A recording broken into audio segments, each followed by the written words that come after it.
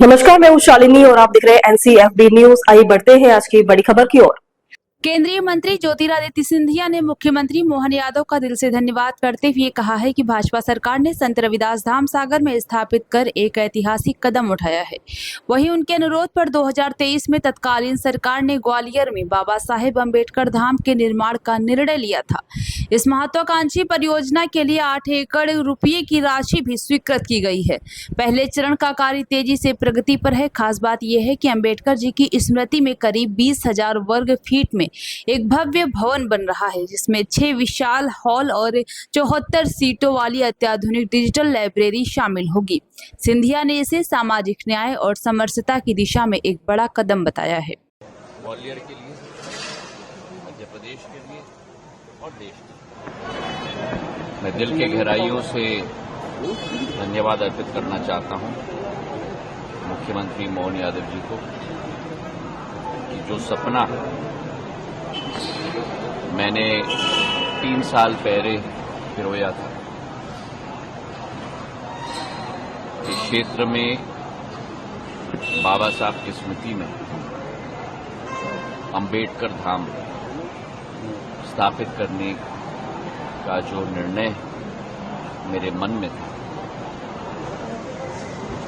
जहां एक तरफ सागर में भारतीय जनता पार्टी ने संत रविदास धाम स्थापित किया है, वहीं ग्वालियर में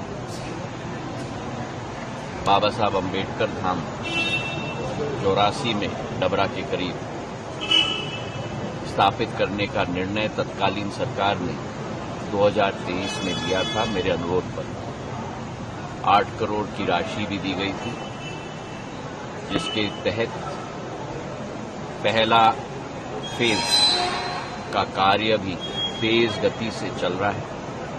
20,000 स्क्वायर फुट का एक भव्य भवन बाबा साहब की स्मृति में 6 हॉल्स के साथ एक 74 सीटर डिजिटल लाइब्रेरी के साथ वहां स्थापित किया जा रहा है। और जब से 2024 में या 2023 के अंत में दिसंबर में भारतीय जनता पार्टी की सरकार जनता के आशीर्वाद से दोबारा बनी, बाबा साहब अम्बेडकर के और संत रविदास जी के आशीर्वाद से संपूर्ण बहुमत के साथ 163 सीटों की सरकार बनी और मोहन यादव जी मुख्यमंत्री बने। उस दिसंबर से मेरी कोशिश दिन प्रतिदिन उनके साथ रही है कि 84 में इस अम्बेडकर धाम की जो पूर्ण कल्पना हमने की थी, जो 20 करोड़ रुपए की बजट के अंतर्गत दूसरा फेज भी निर्मित हमको करना था, उसके लिए मुख्यमंत्री मोहन यादव जी ने 12 करोड़ रुपए अतिरिक्त राशि स्वीकृत की है, जिससे एक भव्य रूप हमारा धाम ले पाएगा। 20,000 स्क्वायर फुट अतिरिक्त, मतलब करीब करीब 41,000 स्क्वायर फुट का ये भवन बनेगा। इसमें मल्टीपर्पस हॉल बनेगी, लाइट एंड साउंड शो बनेगा और एक भव्य रूप हमारा ये भवन धारण कर पाएगा। ये एक तीर्थ स्थान से कम नहीं होगा। सभी बाबा साहब अम्बेडकर के अनुयायियों के लिए, और जब मैं कहता हूं कि अनुयायियों के लिए तो मतलब 140 करोड़ जनता के लिए, हमारे संविधान के निर्माता की स्मृति को चिरस्थायी बनाने के लिए ये कदम मुख्यमंत्री जी के द्वारा लिया गया है। मैं उनको हृदय की गहराइयों से धन्यवाद अर्पित करना चाहता हूं। और उसी के साथ आज ग्वालियर में कई विकास कार्यों की भूमि पूजन भी की जा रही है। एक 112 करोड़ का 33 kVA का सबस्टेशन का भी नवनिर्माण किया जा रहा है, भूमि पूजन किया जा रहा है। कई स्कूल भवनों का 20 करोड़ रुपए के आधार पर, जो अपने आप में एक उदाहरण बनेंगे पूरे देश के लिए, पूरे स्मार्ट बोर्ड्स के साथ, ऑडिटोरियम के साथ बच्चों के लिए।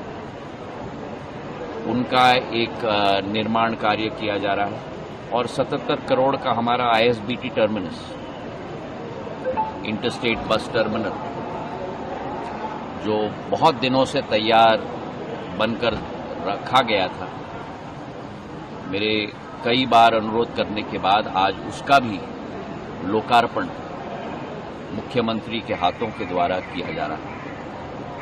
तो जहां एक तरफ बाबा साहब की स्मृति में एक बहुत बड़ी योजना